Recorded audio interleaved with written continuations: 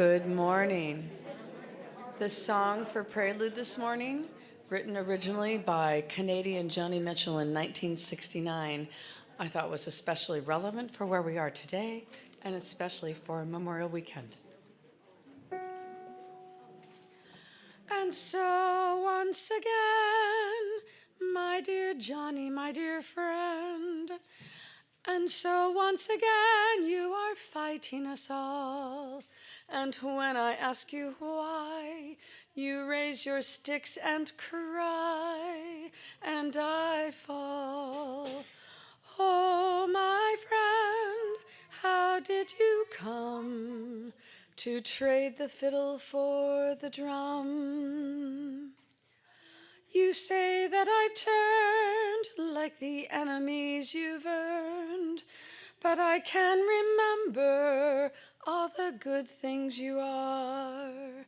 And so I ask you, please, can I help you find the peace and the star? Oh, my friend, what time is this to trade the handshake for the fist? And so once again, oh, America, my friend, and so once again you are fighting us all. And when we ask you why, you raise your sticks and cry, and we all fall. Oh, my friend, how did you come to trade the fiddle for the drum? You say we have turned like the enemies you've earned, but we can remember all the good things you are. And so we ask you, please, can we help you find the peace and the star? Oh, my friend, we have all come to fear the beating of your drum.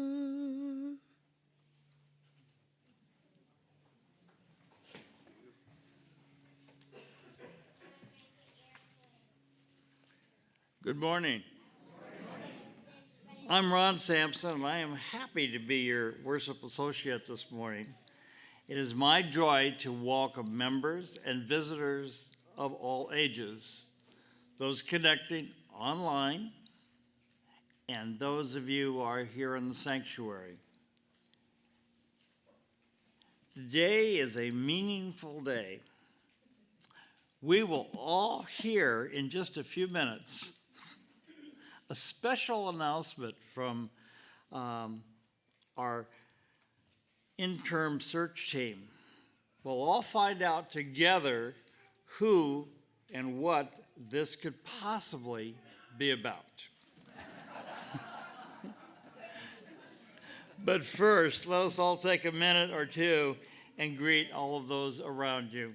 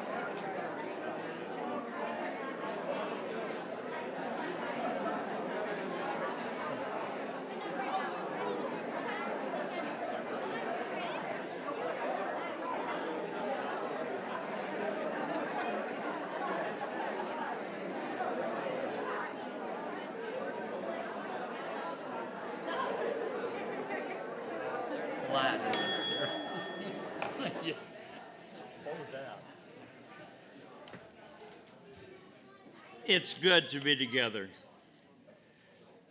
This congregation respectfully acknowledges and honors Indigenous communities, The UUSLO stands on land which was taken from the Yaktichu-Tichu-Yaktahi Northern Chumash tribe without consideration, agreement, or compensation.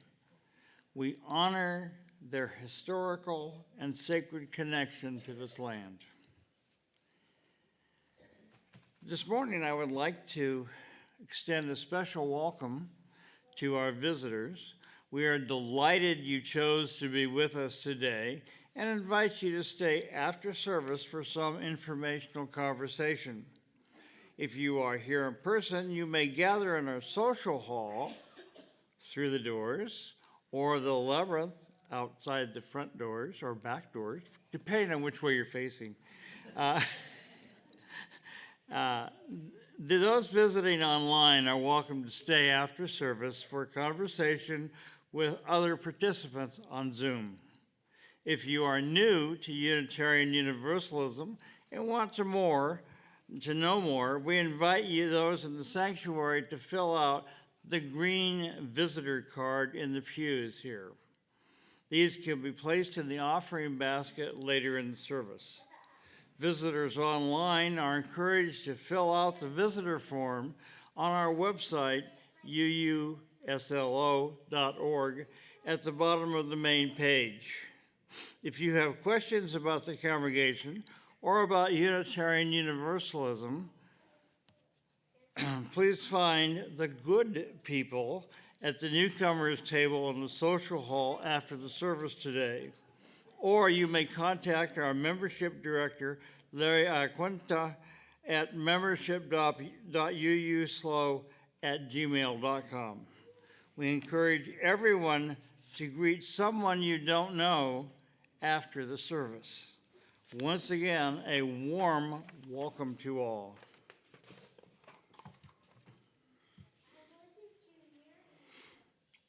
Today's chalice lighting is by Reverend Scott Taylor.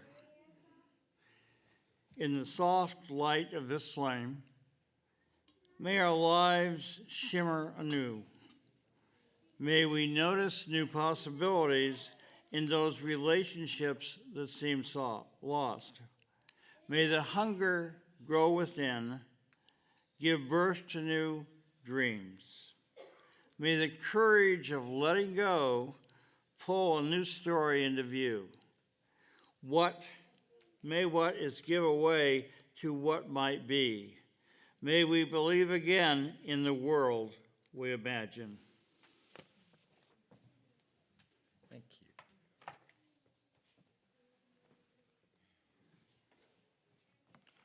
Good morning. I am Rod Richards. I'm proud and pleased to serve as minister of this congregation. It is indeed a big day, and we will now sing the doxology. The words are printed in your order of service, or you may follow the words on the screen.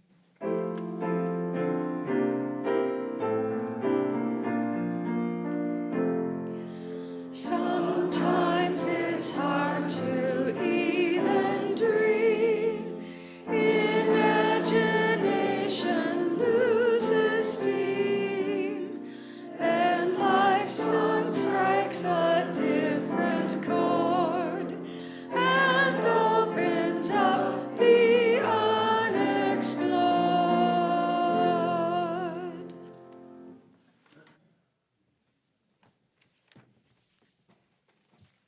Today's call to worship is by Reverend Michelle Collins. Here we are together, bearers of imagination, creators of new worlds. It is our imagination that lifts us beyond despair, that whimpers, "What if?" and dares us to answer. Today we gather to renew that spark, to embrace the power to dream. Come, let us imagine boldly and worship together.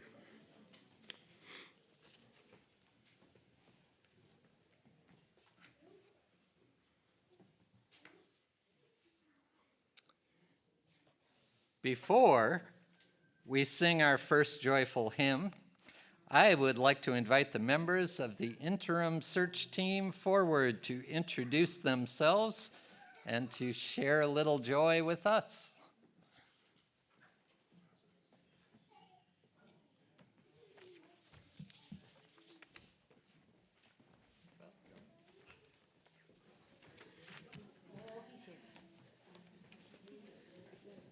Good morning. I'm Alice McNeely, and with me are the other members of the search team, Ann Freed, Ken Hill, and Tracy Weddell. Garrett Ferguson was not able to join us this morning. He has a family obligation, but he is with us in spirit, and he was our 5th team member. I want to start by talking to the littles, the kids that are here. So you know Reverend Rod? He sometimes helps Janet with your stories. Do you know he's moving? Yeah, he's going to a place called Minnesota. It is far away.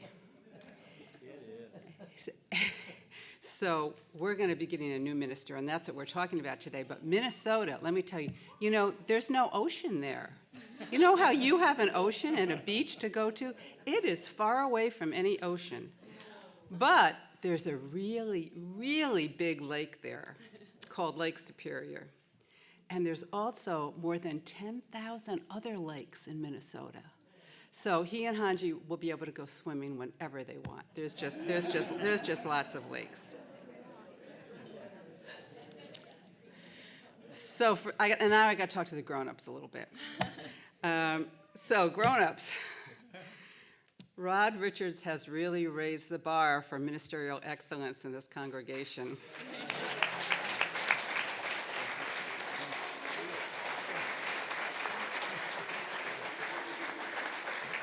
Yeah, and in doing so, he really raised your expectations for what you're expecting in a minister.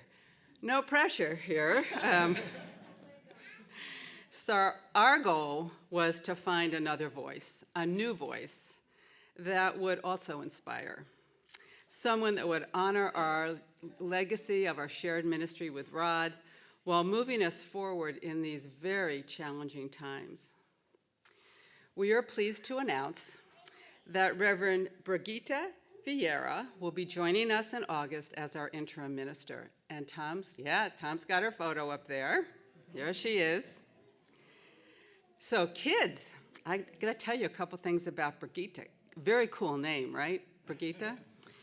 So you can ask your grandparents if they ever saw the musical or the movie The Sound of Music, because she was named after a little girl in that movie named Brigitte. The other cool thing about Brigitte that you might like is that she has a dog, and her dog's name is Chloe. So when you get to meet Brigitte, maybe sometime she'll bring Chloe, and you'll get to meet her too. When I first read Brigitte's profile, I was really impressed with her articulate and eloquent writing. She is smart and wise and full of compassion. She understands that we as Unitarian Universalists are being called to do what we are called to do, and will call us to do it. There is no resting on our laurels, folks. It's challenging times. Reading through her profile, I found that I was beginning to feel hopeful. We were beginning to feel hopeful. And with each step of the process, our enthusiasm grew. We watched many of her sermons and even a memorial service. Finally, we got to interview her, and at the end of that meeting, we looked at each other, and we knew we wanted her to be our minister. And how lucky we are. Of all the congregations she could have chosen, she chose us.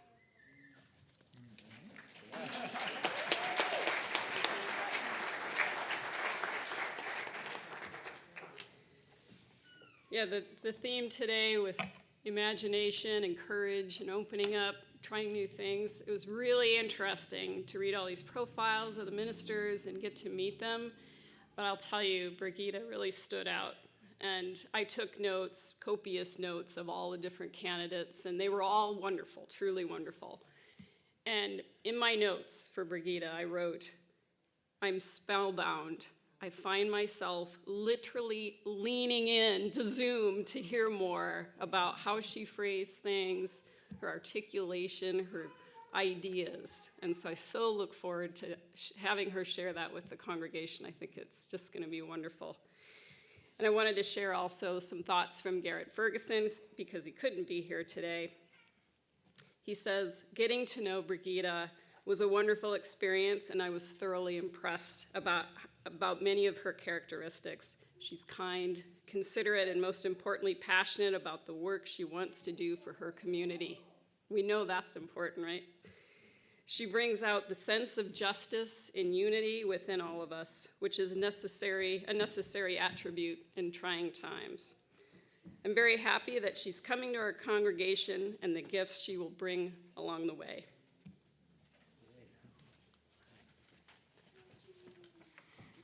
Well, first of all, I hesitate to summarize Brigitte.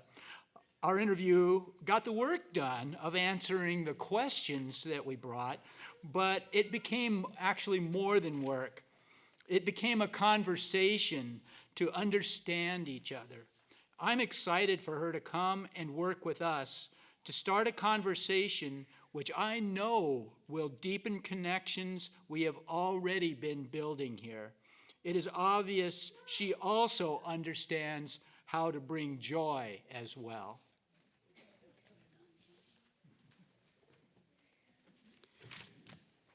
As the person tasked with checking references, I had the experience of talking to people who knew her best. Here is how she was described. She's a light. I've learned more from her as my intern than she learned from me. I'm still learning from her. Extraordinary sermons, exceptionally skilled at interpersonal relationships. She's younger than me, but I still turn to her when I'm struggling with grief. She's deeply skilled around grief and loss, both the collective and personal in these difficult times. Evocative inner alignment, speaks from wisdom. It was clear that they were not just recommending her, and they were not just, they didn't just love her. They adored her and were drawn to her, as were we.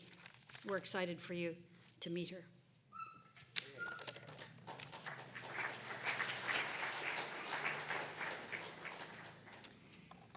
In her profile, the following quote described her ministerial presence. Brigitte is a steward of belonging. After every conversation with Brigitte, you walk away feeling known and lifted and loved. She listens passionately and then validates the goodness she sees in every person. So, okay, would you like to meet her? Tom, can you help us with that?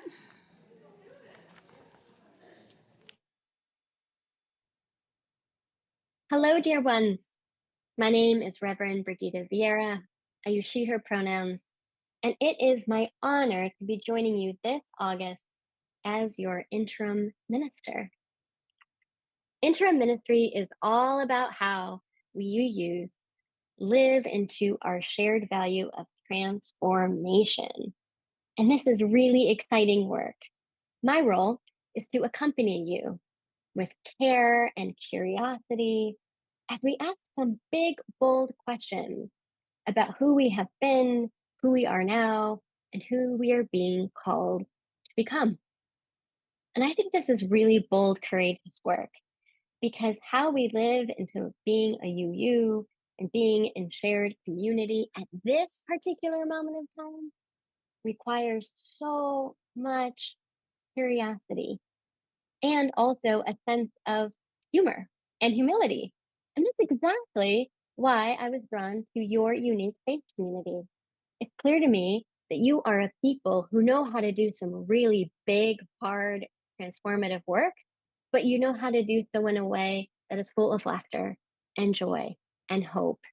And that is some of the deep spiritual healing balm that I personally need to do this work. So I'm excited to not just be alongside you, but also to learn and grow with you. So I also want you to know that I will be new to the area. And one of the things that helped tether and root me into a place is figuring out where all the places of beauty are.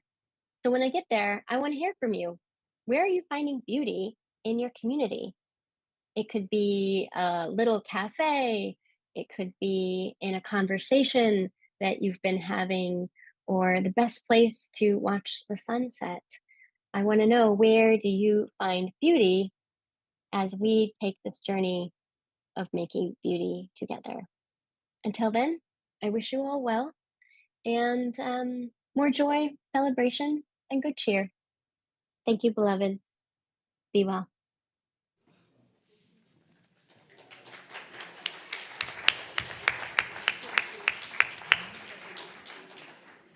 You see why we picked her?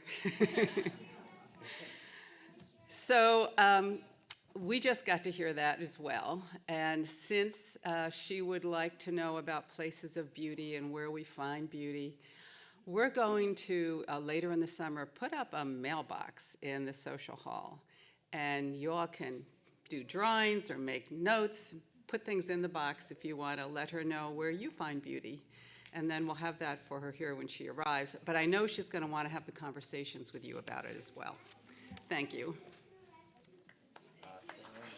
Awesome.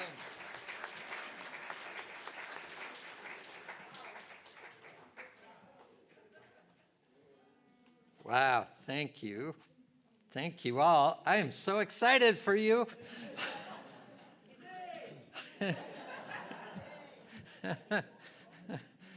I think it's time to sing. I invite you to rise in body or spirit, and we will join in singing What Else? Number 361, Enter, Rejoice, and Come In.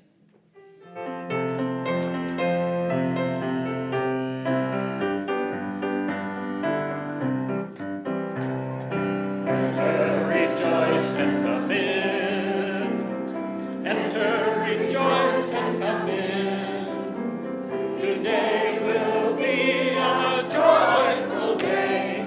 Enter, rejoice, and come in. Open your ears to the song. Open your ears to the song. Today will be a joyful day. Enter, rejoice, and come in. Open your hearts, everyone.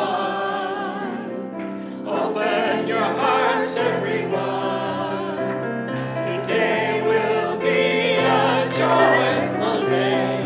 Enter, rejoice, and come in. Don't be afraid. Don't be afraid of some change.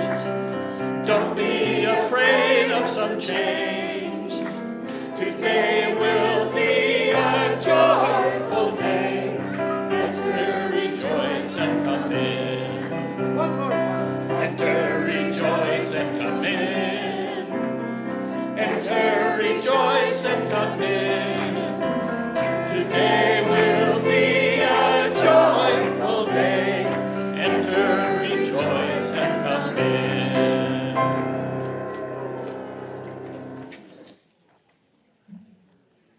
I would like to now invite the children and youth and associated adults to come forward with our Director of Religious Exploration, Janet Murphy. We have a story for you to watch.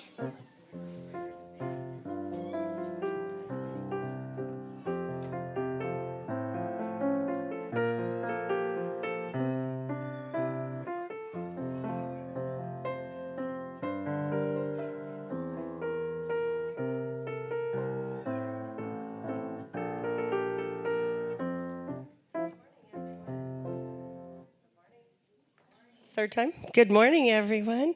So happy to see all your smiling faces and creating joy up here for us. Our story today is about using your imagination, which is our word this month, our theme.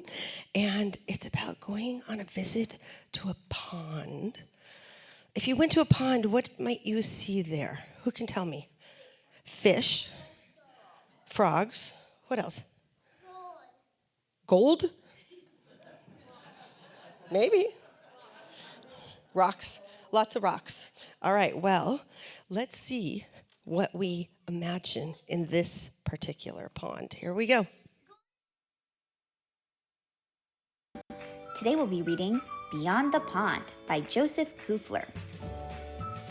Just behind an ordinary house filled with too little fun, Ernest D. had decided today would be the day that he'd explore the depths of his pond.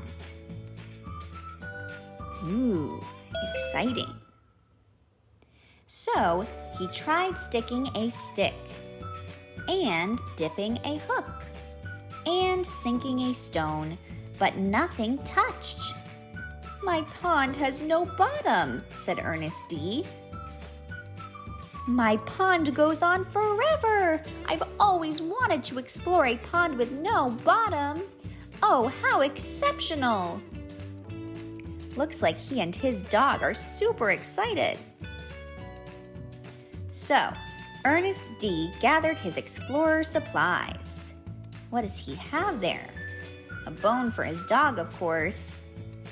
A snorkeling helmet, a magnifying glass, a camera. He's ready to go. Stretched 3 times and prepared to set off. "I hope they allow dogs down there," he said. And with that, Ernest D. dove.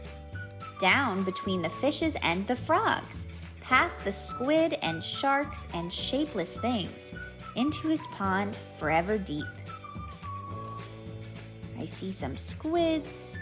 I even think I see some sharks. He dove into lightless stretches and through sunken treasures. "I think someone forgot to turn on the lights in this part of my pond," he said. "Look at that, the doggy has some treasure there." Ernest D. dove farther into his pond than anyone had ever gone before, until at last he came up on the other side. He's almost on the other side of his deep, deep pond. The other side of his pond was big and raucous. Look at all these animals. And there are dinosaurs there too. It was oh so tiny, oh so tall, and every shape in between. Is that a mouse on a unicorn? Awesome. Best of all, it was just for him. But this new place was other things too. It was ghoulish and ghastly. It was all things unimaginable. That's a little scary. Good thing he has his dog friend with him to protect him. But Ernest D. was the bravest of explorers. He battled and brawled until the moon ducked low. And in the moment between moonset and sunrise, Ernest D. looked upon the endlessness of his newly discovered land. "Oh, this was hiding in a pond," said Ernest D. "How exceptional!" So he returned to his pond, stretched 3 times, and dove. Back into lightless caverns and through sunken treasures, past the squid and sharks and shapeless things, out of his pond and back into the world. He's going back home. But the world wasn't quite as he'd left it. His house seemed a little less small, and his town looked a little less ordinary. Beyond every street and silent corner was a place unexplored. "Exceptional," said Ernest.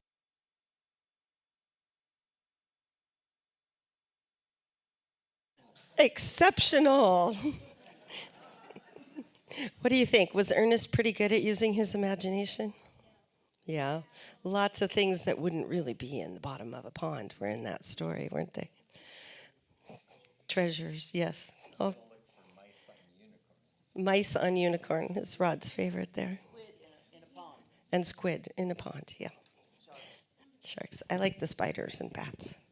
All right, well, we are going to go off to RE and we're going to continue decorating our boxes and using our imaginations to turn them into other things that are not a box.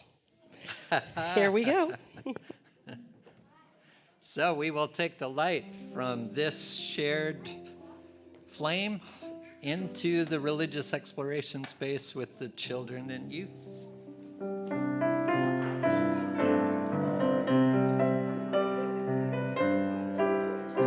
May your mind be open to new learning. May your lips bring truth into the world. May your heart know love and your hands do the work of justice as you go your way in peace. As you go your way in peace.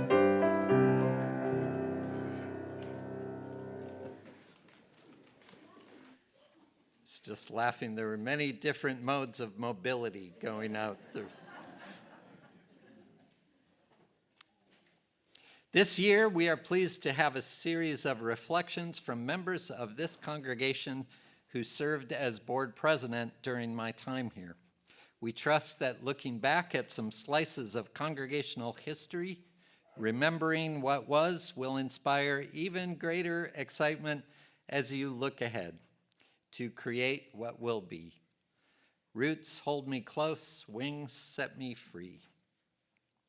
I'm deeply honored to welcome Dave Bernhardt, board president from 2020 to 2022, to share a little about the things that were happening in this congregation during a pretty unique time period. Welcome, Dave. This is a little anticlimactic after what we've just seen, but I'll do it anyway. I was president of the Board of Trustees from July 2020 to June 2022. It should be noted that this position, in general, is filled by someone who must be talked into it. That gave me an excuse if I did something wrong. Also, this was the COVID era. More than half our meetings were virtual, using the latest at that time, Zoom technology. Despite the virtual meetings and the fact that many of our circles and committees were not functioning very well, we were able to keep it together for those 2 years. Now, a disclosure. I would describe myself as more of a transactional Unitarian. I've always been concerned that the trains run on time, which actually turns out to be an unfortunate analogy because I think that's a quote from Mussolini. Love and kindness are great, but you can't get much done if you run out of money. So when I announced my preferred approach, that for a committee to be effective, it probably should have no more than 3 people, 2 of whom do not attend on a regular basis, Rod came a bit unglued. He reminded me that that's not how churches work. He kept saying things about inclusiveness and communication, which I have eventually taken to heart. But for better or worse, at that time, the circumstances found us by necessity doing things with limited consultation. Despite the trying circumstances, we were able to keep the ship afloat and accomplished a great deal. During that time, Shower the People grew significantly and became one of our visible community collaborations. Also, with Barbara Curry and Don Olson's efforts, our food share program was created. We designed, financed, and completed our RE remodel, and our website was completely reorganized and improved. We were able to adapt to the new world of remote Sunday services with Ken Hill's determined efforts and Rod's ability to easily adapt to the latest technology. Also, our choir director, Alba Cancel, added her amazing videos to the service, keeping the music ministry robust. We managed to have 2 stewardship campaigns that were one-person events. Rick Miller ran the whole show. Most importantly, we were able to maintain our membership numbers and pledge income during that time. We also enjoyed great good fortune, particularly when we received a $1.25 million bequest from, and I don't know if I have her name right, Laura Maureen Smith. which prompted an in-depth discussion of how best to use her gift. I believe the decisions we made at that time were good ones, allowing us to stabilize our finances and grow and prosper in the post-COVID era. Another piece of good fortune occurred when Laura Emerson dropped out of the sky and became our recording secretary and organizer extraordinaire. She actually read all our scattered governing documents, the only person alive who's ever done that, I think, and brought lasting order out of chaos. Now, a little editorial note about Rod. You may have heard reference to something called policy governance, which refers to a UU initiative making the minister a CEO, the CEO of the church, something like you see in the private sector. Now, you really couldn't find a more unlikely CEO than Rod Richards. He has a ponytail and wears a baseball cap most of the time. People do not quake when he walks into the room. He may have a suit, but I don't think I've ever seen it. And I doubt if he's ever smoked a cigar. However, surprisingly, he does have good business skills and managed budgets and balance sheets well. In my experience, he's been an active and effective administrator. If he has any deficiencies, and we saw them today, they exist in the area of singing and dancing.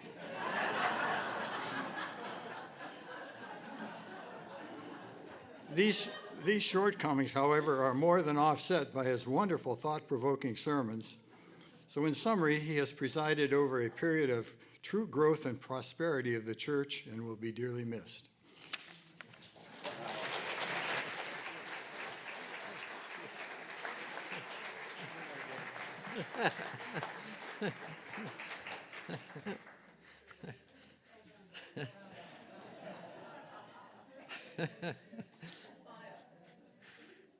Thank you.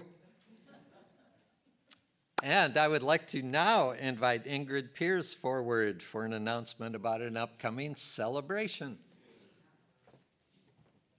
I wonder what kind, Dot? I don't know. What could it be? All right, I'll try to be quick. Obviously, we've had a lot of announcements today already. You probably are holding in your hand an invitation, and yeah, they're at the back on your way out if you're not. But thank you to the ones who have already said, I'm coming, and I replied, Teflon brain, please email me or text me. So I say that to you too. We have the version of it showing up on the screen for those at home, and Janet will be sending one out in the emails. And thank you, Janet. She came in with all the pieces we don't know well how to do. So blessings upon her. So I want to tell you a little bit about the gift to Rod and a little bit about the party. Lois is the only one in our congregation that has experience leaving a congregation, not as the minister, but as the minister's wife. And she said right up front that cash, cold hard cash, or checks that get you cold hard cash are the most useful for ministers who are retiring. So they're gonna leave, they're gonna go across country, they're gonna need a new place to live. There are all sorts of expenses. So we're encouraging the congregation as a whole to give anything from $5 to $5,000 or more.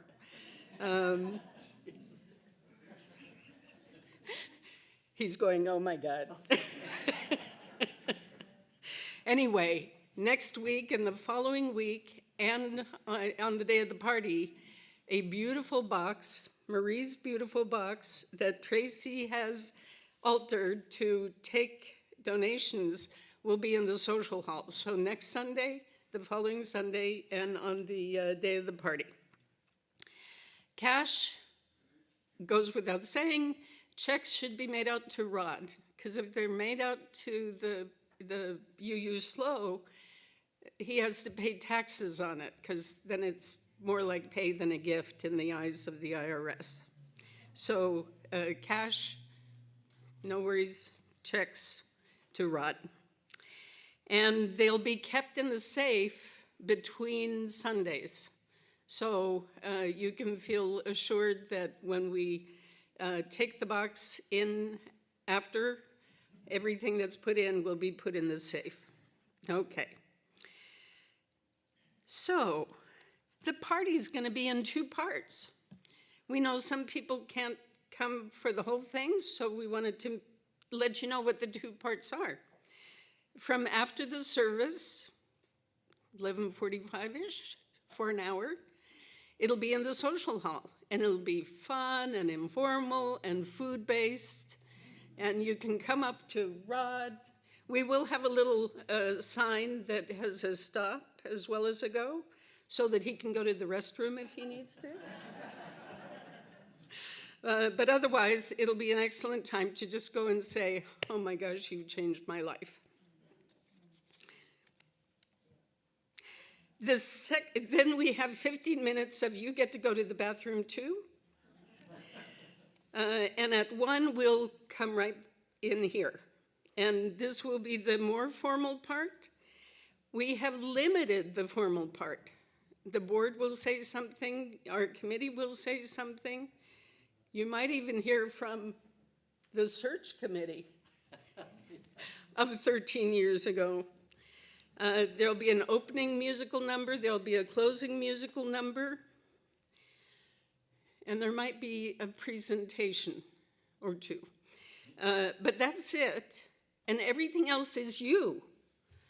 We're building in something we're calling a minute with the minister. So anybody who wants to say a doxology that they've devised, or sing a brief song, or tell Rod how wonderful he is, or insert a little bit of humor, anything and everything except Lois here again. Lois tells us that notwithstanding Dave's beautiful job, roasts are not really appreciated by the ministers on those fun occasions.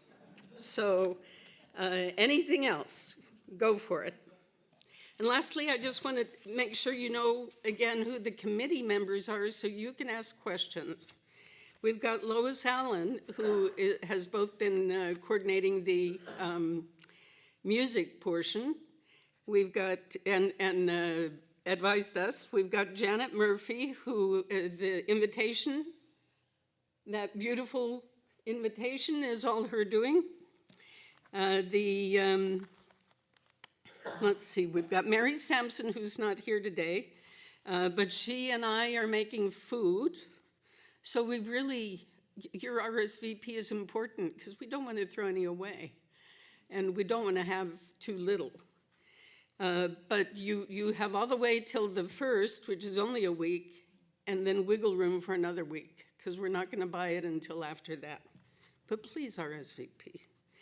And we have Barbara Watson, who is going to make sure we're tidied up afterwards, but she's also done a lot of individual pieces that we've used as resource documents to make some of the things we've put out. And then Tracy Weddell, who, with Marie's help, is going to do an amazing job of decorating. And she is open to hearing your ideas, as long as you're not upset if she goes with hers. Okay? We've all been working hard to make this fun for you, so I hope you enjoy.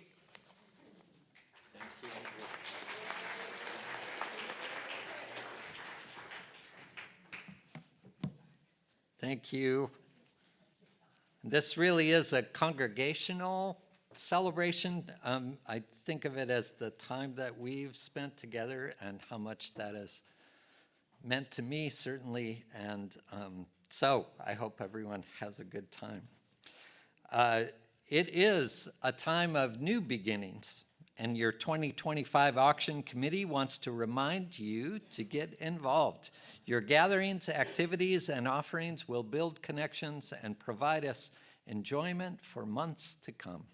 If you need more information, contact Dawn Olson, read the article in your newsletter, or pick up a form in the social hall today after the service.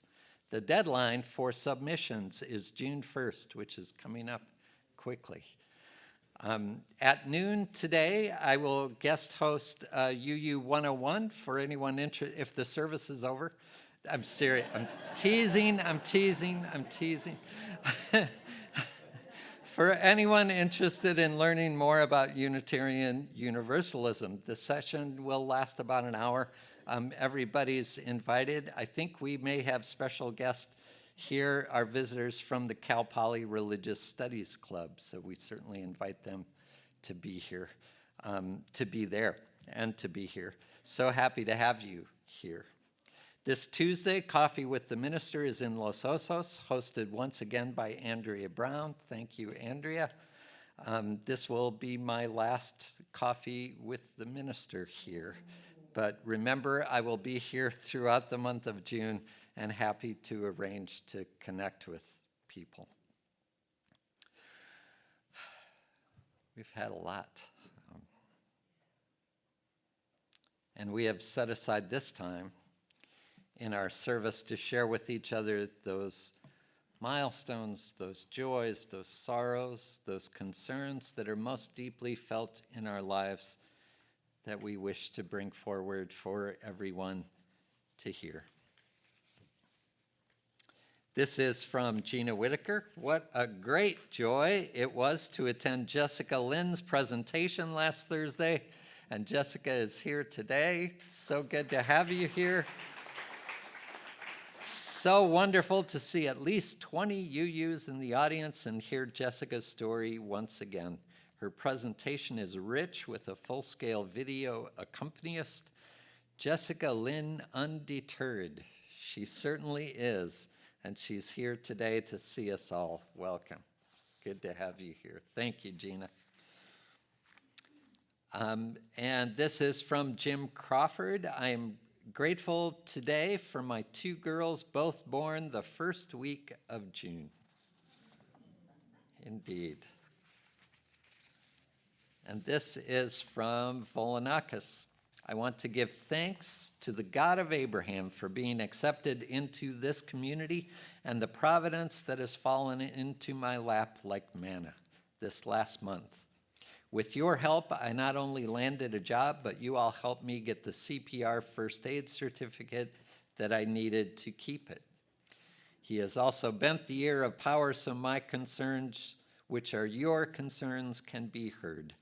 It is through our hands that the works of God are done, and that faith without works is dead. This is how you will know me, and how the county will know us by our works. God bless this church. God bless our USA. Thank you, Alexander.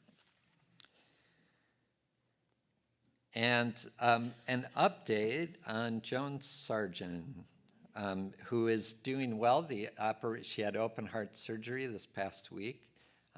The surgery went as well as could be expected. Ramon contacted me and let me know that there was no need for dialysis, which was a very good thing. They thought there might be after the surgery. And they took the breathing tube out the first day, which was another good sign. Most recently, he says, this was yesterday, he said another satisfactory night for Joan, was able to take her first steps yesterday. Found her sitting in a chair today, but in obvious discomfort. All progress is as expected. And he's going to let me know when she's open for visits and things like that. I will try and pass that along, and I know that he's in touch with some of you also, so feel free to share that information with everyone. But our hearts are with Joan as she recovers. It'll be a long road to recovery, but we surround her with the love of this community. And this came from Judy Yeager on behalf of Jerry Martin, Judy and Lyle Yeager, Richard and Joyce Knight, Chris and Peggy Heinrichs. It is with deep sorrow we share with you that our dear Patricia Martin passed away peacefully at home from a heart-related condition last Monday, May 19th. With her were her husband Jerry and her niece Patrice, who were at Patricia's side in her adventurous and joyful life and her brave journey. Many family and close friends visited Patricia during her last weeks and shared happy moments, music, and memories. We all mourned for her. Patricia was thoughtful, curious, and resilient. She was a loving and steady presence in our lives. She generously gave her love, friendship, and gentle humor. We all miss Patricia very much. Please join us in a celebration of Patricia's life here at UUSLO. The exact date is to be announced. Jerry is here today, so good to have you here, Jerry and Patrice, and our hearts are with you on this day and every day. And we'll keep you posted on the date of the celebration of life.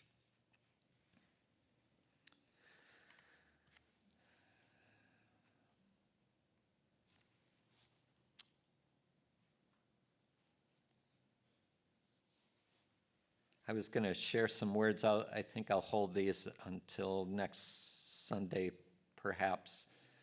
Today is the 200th anniversary of the chartering of the American Unitarian Association, the very same day that the British and Foreign Unitarian Association was chartered an ocean away. So we just raised that up. The American Unitarian Association is what consolidated with the Universalist Church of America to become the Unitarian Universalist Association, of which we are a part.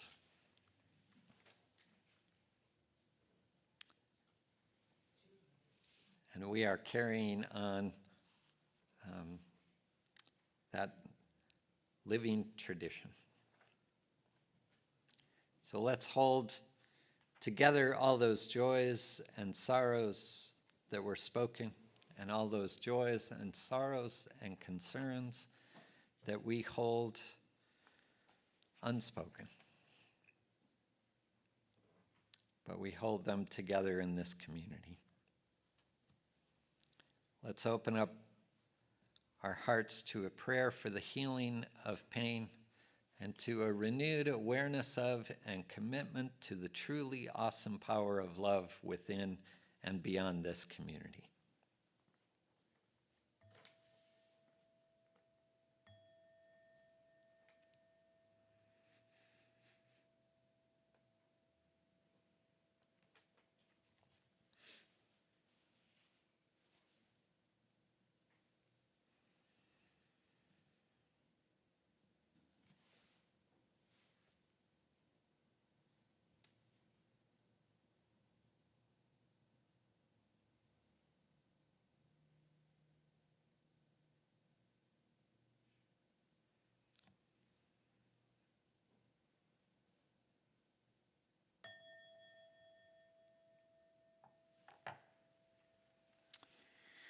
Our community outreach offering recipient for May is Restorative Partners. You can read more about Restorative Partners on our website, or I believe there's a link also to their website, doing really important work in this community. And here is the giving page on our website, which shows the various funds to which you can target your donations, one of them being the community outreach offering. So you can give throughout the month of May to the community outreach offering. It will go to Restorative Partners. If you wish to give to them today, please write COO in the memo line on your check, and we'll make sure that they get it. At the bottom of your order of service is a QR code that will take you directly to the giving page. If you have any questions about your pledge payments and donations, please do contact the office. Generosity is central to who we are and what we do together, and so we make time each week for an offering from our abundance to sustain this gathering and to strengthen the work of love that grows from our commitment to each other, to the wider community, and to the world. please join with me in these words for the offering. We are this church. We are its hands, its heart, its voice. Together we share the wealth of this community and sustain it with our gifts. The offering will now be given and received.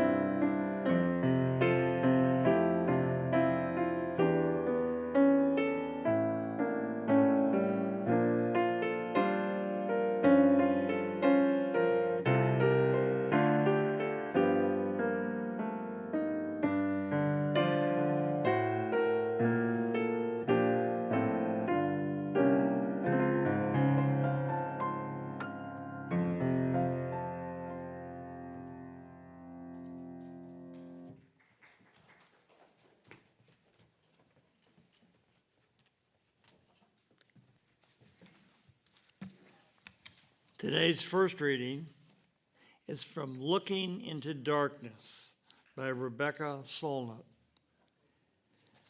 On January 18th, 1915, 6 months into the First World War, as all Europe was convulsed by killing and dying, Virginia Woolf wrote in her journal, "The future is dark," which on the whole, the best thing the future can be, I think. Dark, she seems to say, as inscrutable, not as in terrible. We often mistake the one for the other, or we transform the future unknowingly into something certain. The fulfillment of all our dread, the place beyond which there is no way forward. But again and again, far stranger things happen than the end of the world. Anything could happen, and whether we act or not has everything to do with it. We want to propose a new vision of how change happens. I want to throw out the crippling assumptions that keep many from being a voice in the world. I want to start over with an imagination adequate to the possibilities and the strangeness and the dangers on this earth in this moment. Our second reading is from Natural Resources by Adrienne Rich. My heart is moved by all I cannot save. So much has been destroyed. I have to cast my lot with these, who age after age, perversely, with no extraordinary power, reconstitute the world. Here ends the readings.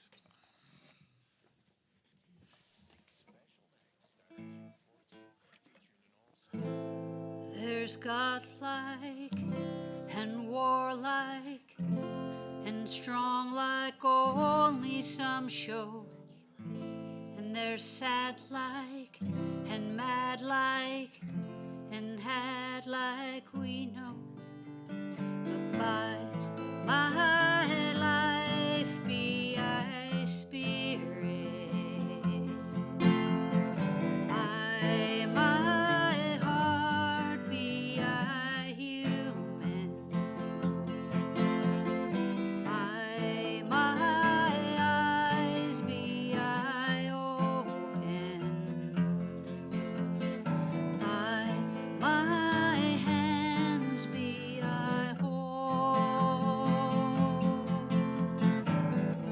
They say slowly brings the least shock, but no matter how slow I walk, there are traces, empty spaces, and doors of locks. But by my life be I spirit, by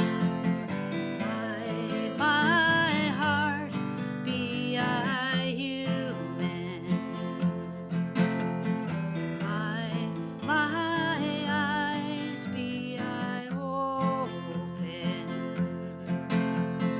by my hands be I whole.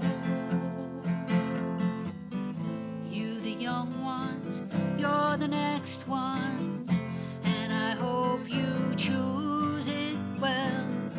Though you try hard, you may fall prey to the jaded jewel.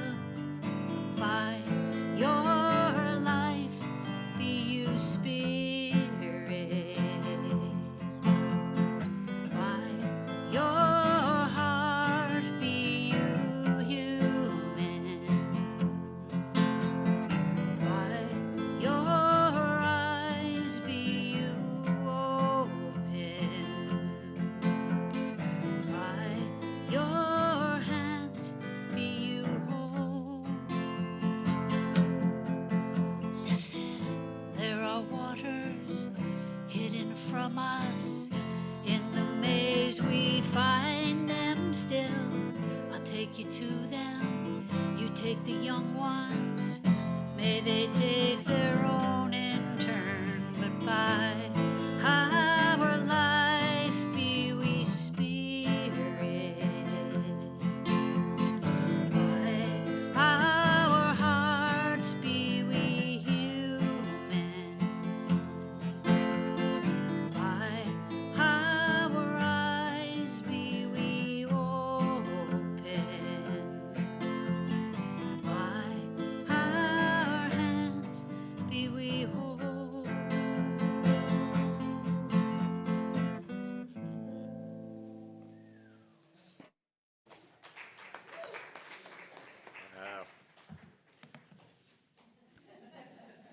Thank you. Beautiful.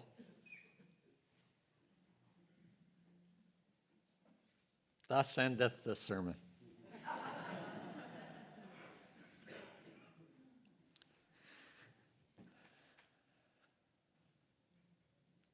Let's take a breath together. There's been a lot of celebration, a lot of information, a lot of emotions in this service. I just want to breathe together for a minute, and then I will try and share some words briefly. We'll be okay. You can move around in the pews if you need to.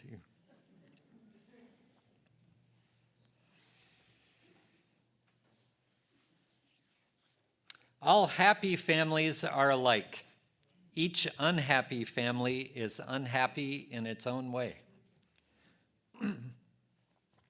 That is the somewhat famous first line of Leo Tolstoy's novel, Anna Karenina. All happy families are alike. Each unhappy family is unhappy in its own way. In other words, unhappiness holds tons of stories, while happiness has only one, and it probably wouldn't keep you reading. And I know that it is deeply presumptuous of me to even think of questioning one of the great writers of all time, Leo Tolstoy, and yet, here I go. Frankly, I think, keeping in mind our theme of the month, I think this idea, all happy families are alike, shows a stunning lack of imagination. All happy families are alike. A writer of your skills, dear Leo, certainly knows that this is a sweeping assumption that bears investigation and further definition, as in, what do you mean by happy? And though your novel is brilliant, the story of Anna Karenina, when you get right down to it, as we get a glimpse of in the next paragraph, all was confusion in the Oblonsky's house. The wife had found out that the husband was having an affair with their former French governess and had announced to the husband that she could not live in the same house with him. When you get right down to it, the story of Anna Karenina, unhappy as this family may be, is really not so unique. It seems that we humans, different as we can be from one another in many ways, are often remarkably similar in how we experience and too often inflict unhappiness upon one another. But we don't only get this idea that happiness is boring and unremarkable from Tolstoy. Look at the famous phrase appended to too many fairy tales, and they lived happily ever after. Happiness is the end of the story, and they lived happily ever after, the end. They all got happy, and, well, what more is there to say? I'm reminded of Reverend Deborah Hafner's replacement for "and they lived happily ever after." She thought these stories should end with, "and it was a lot of work." Which I love, if only because it more clearly shows that there's a story to tell about that. What is this work you speak of? But why, oh, why do I care about one line in an old Russian novel and a bunch of fairy tales? Here's why I care.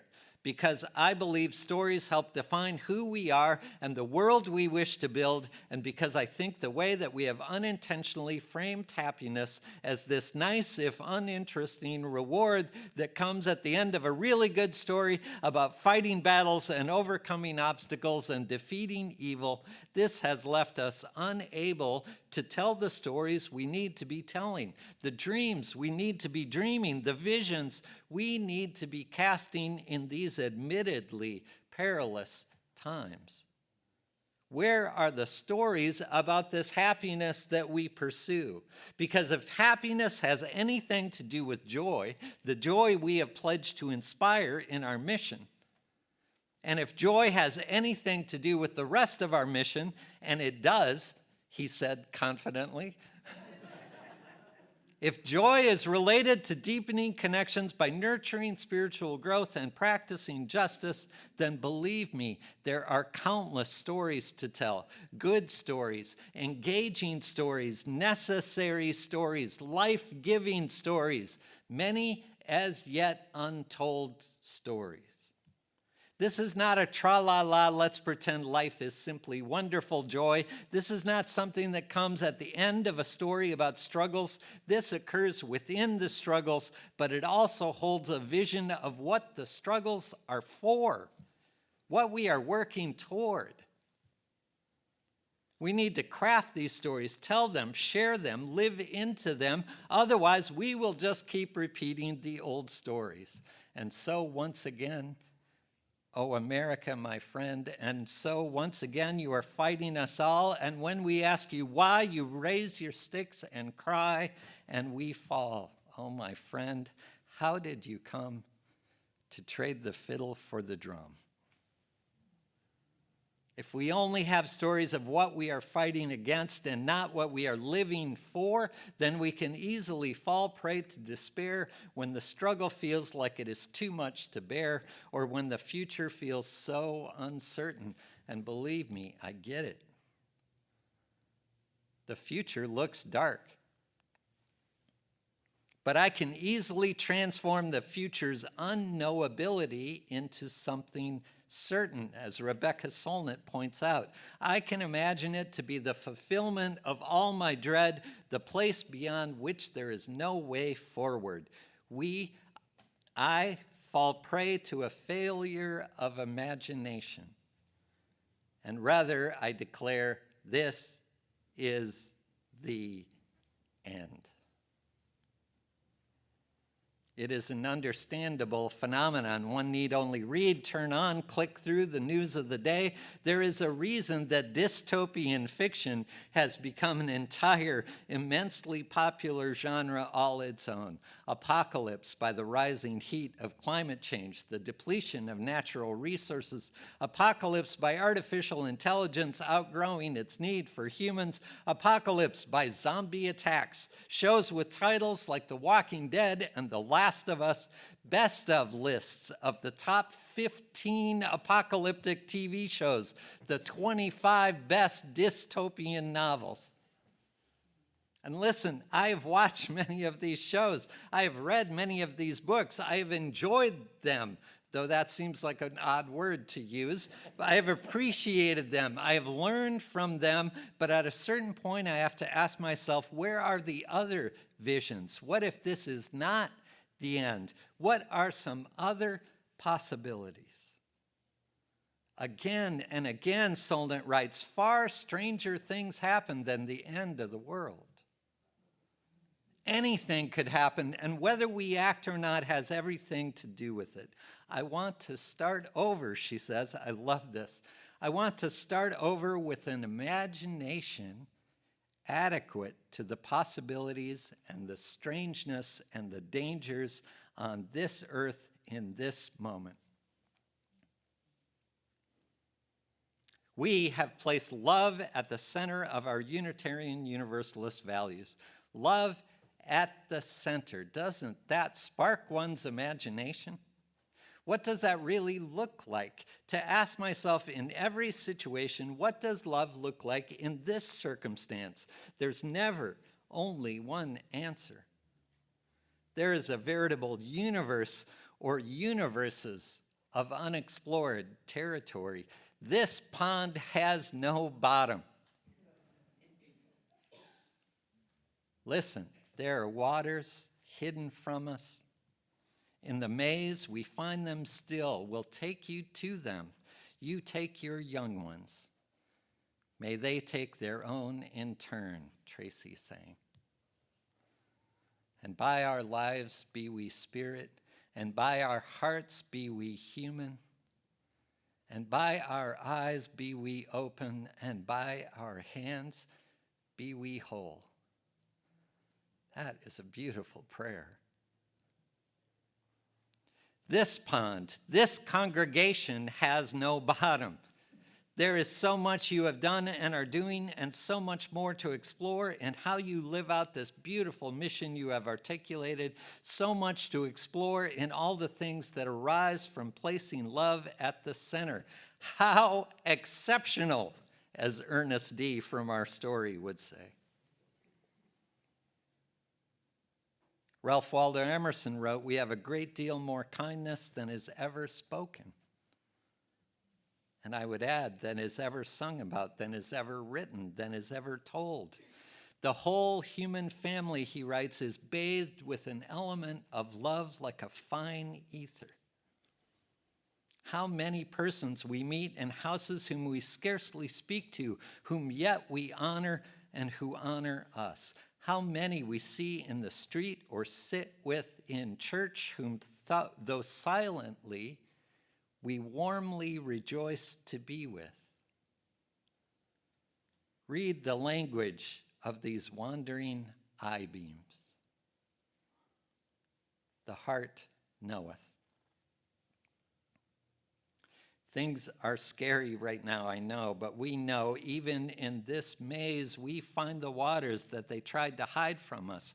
We accompany one another to the pond that has no bottom. We explore ways to be and what can be and share the stories, knowing that we live from stories, we live into stories, and what happens in those stories has everything to do if whether we act or not.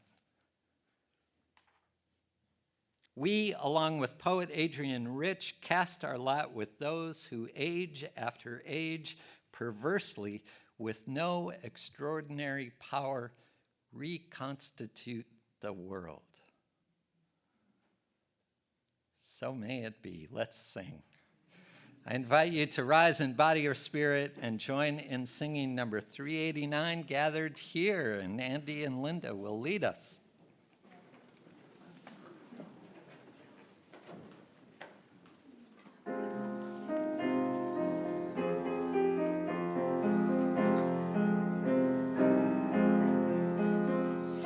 Gathered here in the mystery of the hour, gathered here in one strong body, gathered here in the struggle and the power, Spirit, draw near. Gathered here in the mystery of the hour, gathered here in one strong body, gathered here in the struggle and the power, Spirit, draw near. Gathered here in the mystery of the hour, gathered here in one strong body, gathered here in the struggle and the power, Spirit, draw near. Spirit, draw near.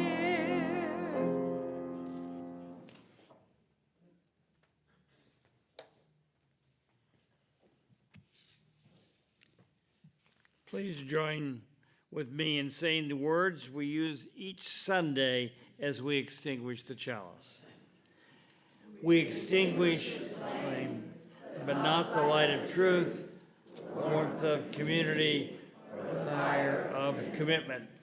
These we carry in our hearts until we are together again.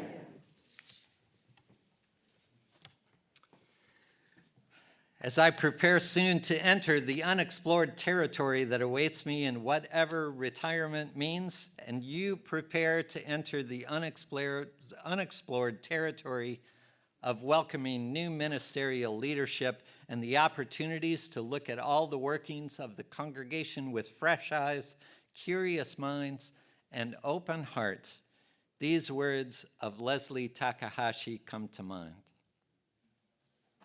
All that we have ever loved and all that we have ever been stands with us on the edge of all that we aspire to create.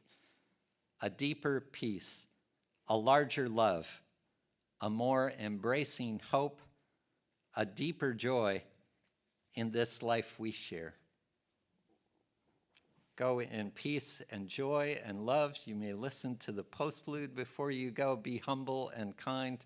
Thank you for being here.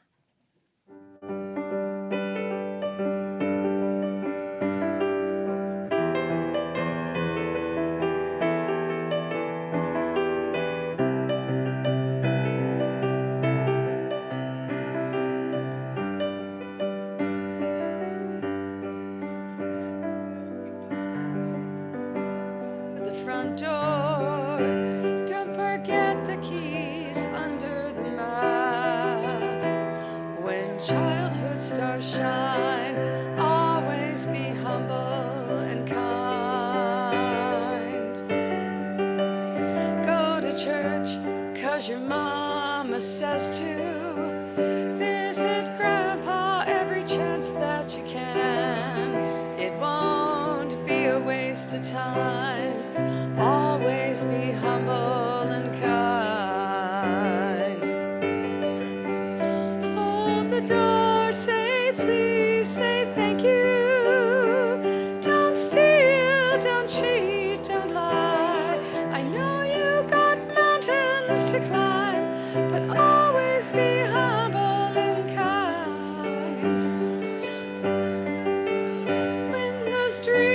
dreams you're dreaming don't come to you, when the work you put in is realized, let yourself feel the pride, but always be humble and kind. Don't expect a free ride from no one. Don't hold a grudge or chip, and here's why. Bitterness keeps you from flying. Always be humble and kind. Hold the door, say please, say thank you. Don't steal, don't cheat, don't lie. I know you got mountains to climb, but always stay humble and kind. When the dreams you're dreaming don't come to you, when the work you put in is realized, let yourself feel the pride, but always be humble and kind.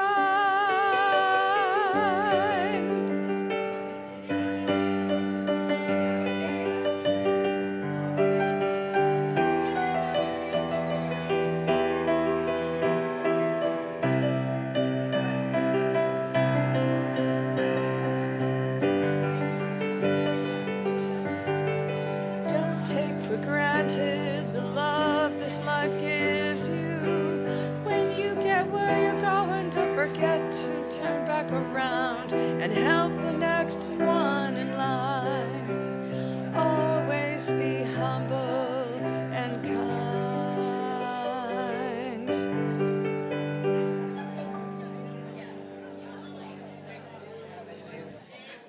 Thank you.